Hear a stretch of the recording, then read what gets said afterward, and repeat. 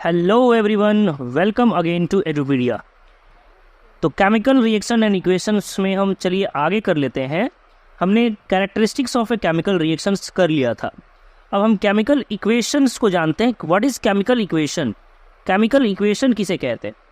तो साफ साफ है भाई कि केमिकल इक्वेशन क्या है? वो एक तरह का मेथड है कि रिप्रेजेंट करने का किस चीज़ को? केमिकल रिएक्शन को, है ना। केमिकल रिएक्शंस को क्या है, वो रिप्रेजेंट करने का एक मेथड है ना। हम और कुछ नहीं करते। Chemical equation is the just method of representing a chemical reaction with the help of symbols. Symbols का इस्तेमाल करेंगे, है ना, फॉर्मूला का इस्तेमाल करेंगे। ये इस्तेमाल करके हम केमिकल रिएक्शन को केमिकल इक्वेशंस के फॉर्म में चेंज करेंगे। जैसे देखिए, जिंक और सल्फ्यूरिक एसिड के बदले हमने Zn लिखा, सल्फ्यूरिक एसिड के बदले हमने H2SO4 लिखा। देखिए हमने कंपाउंड का इस्तेमाल किया और इसी इक्वेशंस को कि जिंक और सल्फ्यूरिक एसिड आपस में रिएक्ट करेगा तो जिंक सल्फेट बनेगा और इसके साथ साथ हाइड्रोजन गैस भी इवॉल्व होगा, है ना। इस केमिकल रिएक्शंस को हमने क्या किया? केमिकल इक्वेशन में चेंज कर दिया है ना। आई मीन कि इसे हम एक सिंबॉलिक फॉर्म में लिख दिया है हमने। ठीक है, चलिए अब हमें समझना है balanced and unbalanced chemical equation.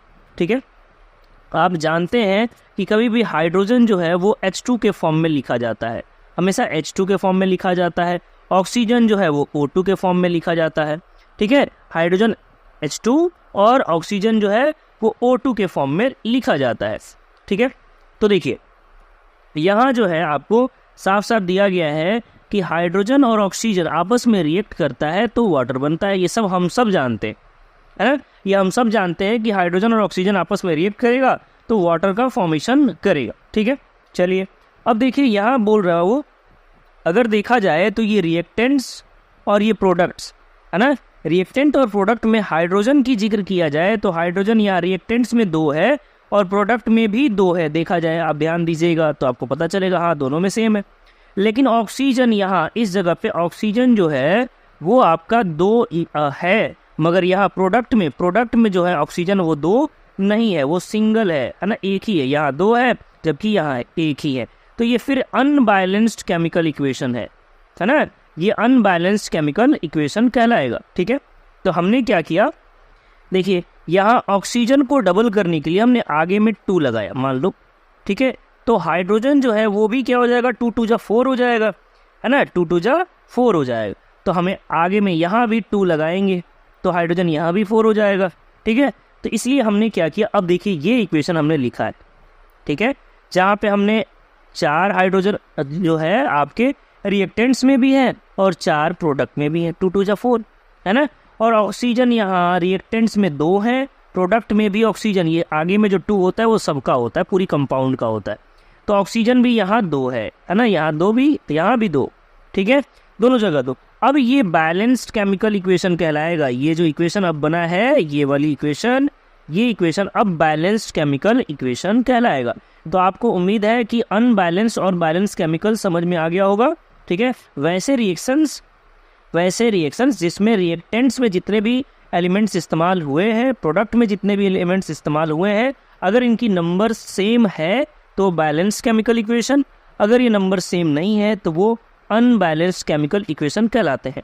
ठीक है, तो चलिए जो भी इक्वेशंस बनाए गए हमने, है ना, इनको ज़्यादा इन्फॉर्मेटिव कैसे बनाए, ये ज़्यादा इन्फॉर्मेशन देने वाले कैसे बनेंगे। ठीक है, तो आइए हमारे पास कुछ वे हैं जिसकी वजह से हम ज़्यादा इन्फॉर्मेटिव बना सकते हैं, उसे समझते हैं।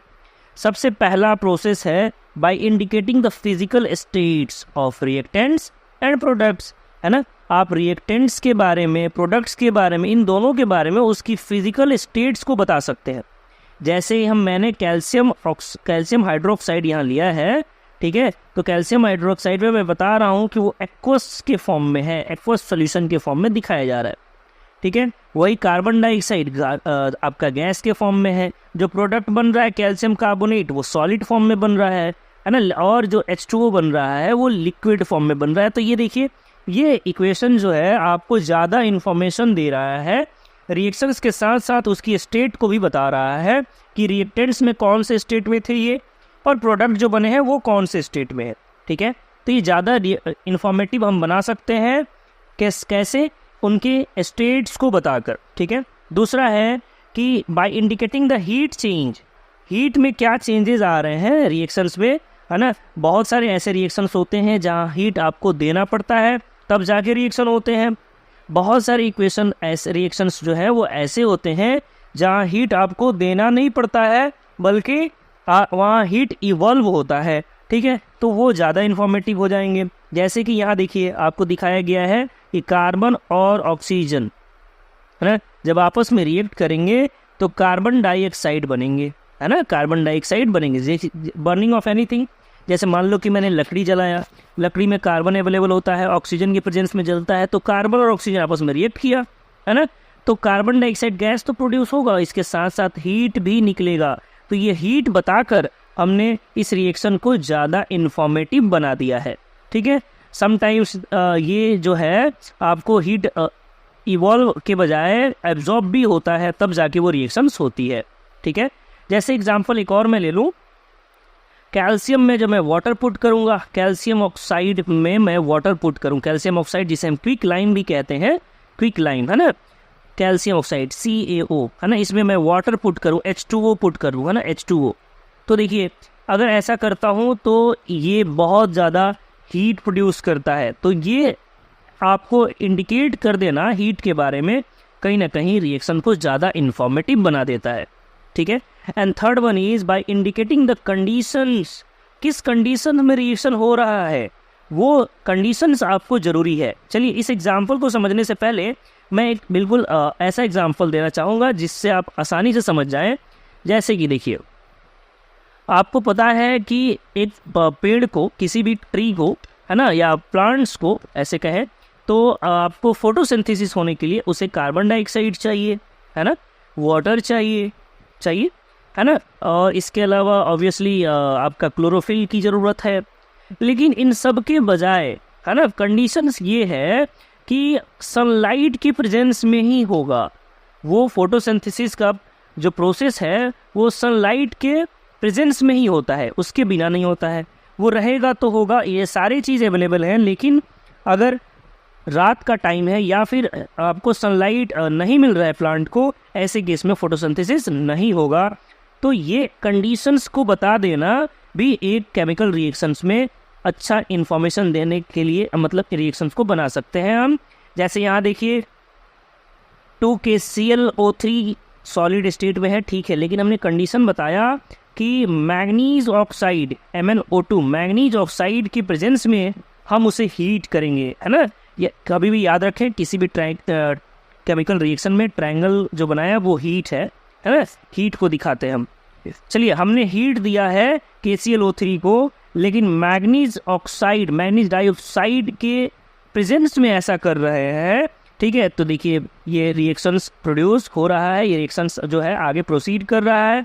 तो हमने कंडीशंस को भी बता देना कि किस कंडीशन में रिएक्शन हो रहा है, कहीं ना कहीं केमिकल रिएक्शन को ज़्यादा इन्फॉर्मेटिव बना दिया है, ठीक है। तो उम्मीद है ये आज की क्लास आपको समझ में आ गई होगी। मिलते हैं इसके नेक्स्ट क्लास में आगे हम टाइप्स ऑफ केमिकल रिएक्शंस के साथ। तब तक के लिए अगर आपने चैनल को सब्सक्राइब नहीं किया है तो चैनल को सब्सक्राइब कर लें और वीडियो को ज़्यादा से ज़्यादा शेयर करें। Thank you so much.